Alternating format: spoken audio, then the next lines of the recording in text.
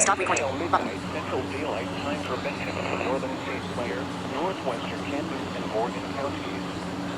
At 11:31 p.m. Central Daylight Time, severe thunderstorms were located along the line extending from near Sedalia to 7 miles east of Green Ridge to near Warsaw to near Lowry City, moving east at 55 miles per hour.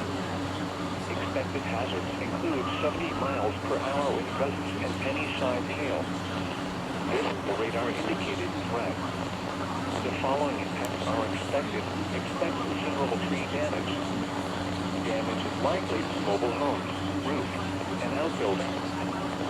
Locations impacted include Truman Lake, Lake of the Ozarks, Truman State Park, Versailles, Warsaw, Lincoln, Appleton City, Cole Camp, Stover, Lowry City, Syracuse, Climax, Springs, Ionia, California, Lakeview Heights, Florence, Rockville, Racket, for your protection to a boom on the floor of a building.